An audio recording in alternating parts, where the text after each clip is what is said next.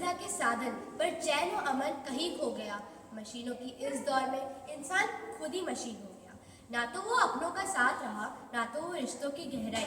जुड़ा है सारा जहां इससे, पर दिल में छाई तन्हाई। माननीय निर्णायक मंडल, पूजनीय शिक्षकगण और मेरे तार्किक मित्रों, मैं श्रेया दीक्षित, कक्षा 8 की छात्रा, दिल्ली पब्लिक स्कूल कोलूर हैदराबाद से आज इस विषय के पक्ष में अपनी बात रखने जा रही हूँ कि आधुनिक तकनीक के बिना मानव जीवन कहीं अधिक संतुलित और अर्थपूर्ण था। आज हमने हाथों में यंत्र थाम लिए हैं, पर क्या आपने जीवन के संतुलन को नहीं खोल दिया? मेरा पहला तर्क संज्ञानात्मक परतंत्रता पर आधारित है। महोदय, तकनीक ने हमें कार्य कुशलता नहीं बल्कि अक्षम बनाया है। आज हम साधारण गणना और दिशा ज्ञान के लिए भी यंत्रों के दास हैं। जब हमारी बुद्धि का प्रयोग यंत्र करने लगे तो उसे विकास नहीं, बोधित पतन कहना चाहिए। दूसरा तर्क है भावनात्मक एकाकीकरण। आज हम डिजिटल संचार पर तो सक्रिय है, पर वास्तविक जीवन के संबंधों में शून्य है। हमने स्पर्श की जगह संकेतों को दे दी है। यह कैसा संतुलन है जहां हम 5000 अजनबियों से जुड़े हैं, पर हम अपने पड़ोसी का नाम तक नहीं जानते। तीसरा तर्क प्रकृति और स्वास्थ्य का असंतुलन है। हमने रात की शांति और दिन का सक्रियता तो नीली रोशनी के नीचे दफन कर दिया है।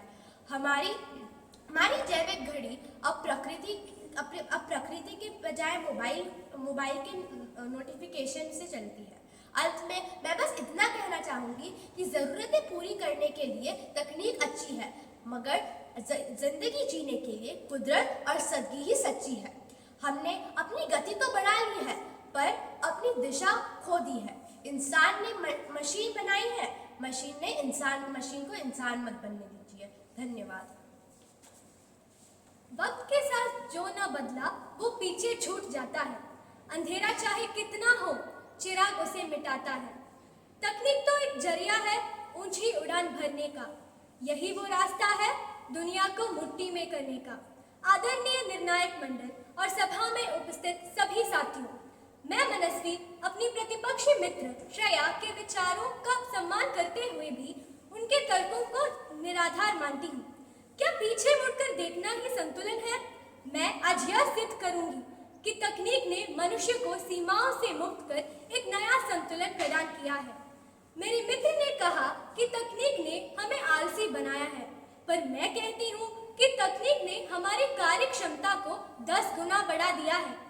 जो कार्य करने में पहले पीढ़ियां बीत जाती थी, आज वो एक क्लिक पर संभव है। क्या उस युग को संतुलित कहा जा सकता है जहाँ शिक्षा केवल कुछ विशेष अधिकार प्राप्त लोगों तक सीमित थी?